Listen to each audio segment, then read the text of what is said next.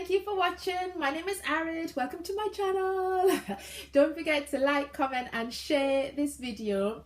Well, the topic we're going to explore today is telephone interviews, and I'm going to give you 5, maybe 6 tips that will help you prepare, impress and get through to a one-to-one meeting. Now, although a telephone interview may seem informal, it's not. You've got to approach it in exactly the same way as you would do a face-to-face interview. As a telephone interviewer, I'm trying to weed out those candidates I'm not going to be able to meet on a one-to-one basis.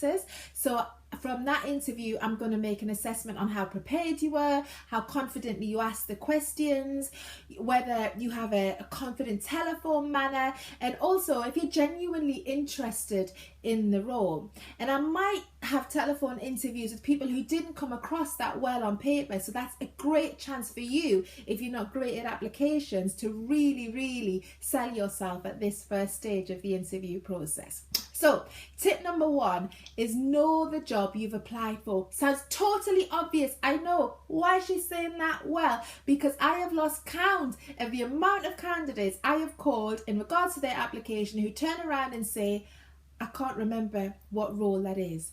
Now, I understand when you're job hunting, it's about finding a role that is ultimately going to pay you some money. But if you're making lots of applications, do keep a list, because you come across as unprofessional, uninterested at that very first stage. So don't get kicked out at the first hurdle. Know the job you've applied for. Number 2 is get dressed. Now, taking your telephone call in your onesie or your pajamas while you're lying on the sofa with Jeremy Kyle on mute may sound like a good idea. No one can see you after all, but it's not. Aside from the fact that you're going to be distracted by those all-important DNA results, you run the risk of coming across as over-familiar rather than professional because you're too relaxed. So, get dressed, put on some smart clothes. I'm not talking about a suit and tie, but just a smart outfit that makes you feel professional, because that will be reflected in your tone of voice, and it will also come across, or will also help you rather focus a little bit more in the interview. So get dressed is number 2.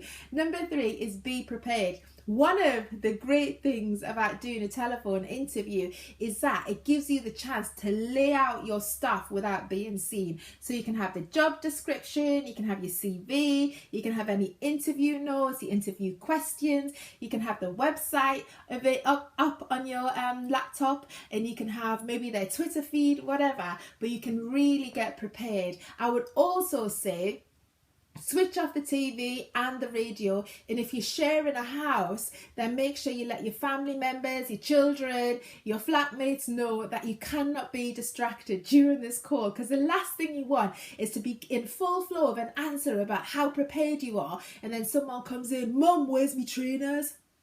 Doesn't go down well. So be prepared, okay? And number 4 is be positive.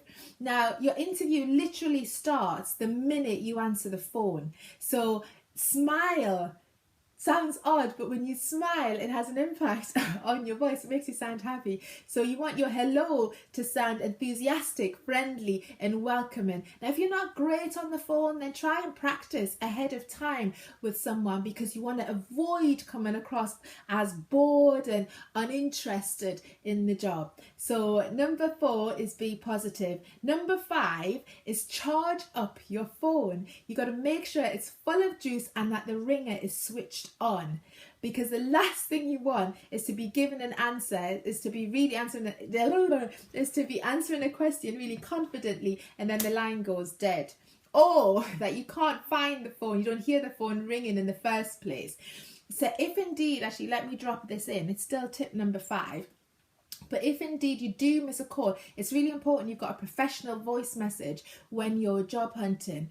And that can be the automated message that is set by your network provider, or one that you create yourself. Because I've rang before and I've heard, bitch better have my money. Great in the dance floor, in a club, but not on your voicemail when you're job hunting.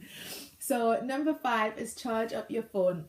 Number 6 is send a thank you note. I've talked in my other videos about the importance of sending a thank you note to your interviewer. Few people do it, so it really is the icing on the cake. So at the end of the interview, if you don't have their email address already, just ask for it. If they give you a generic one, don't take it personal, but do make sure you address the email directly to them and just say thank you for your time, really excited about the position. Use the opportunity to repeat why you think you're right for the role and how you look forward to meeting them face to face.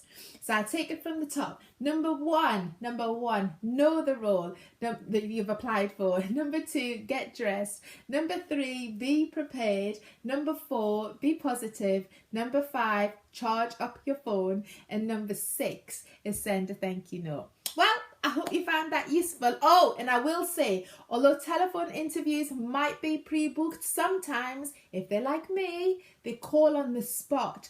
So don't run away from those calls that have no caller ID, because you never know, it could be me.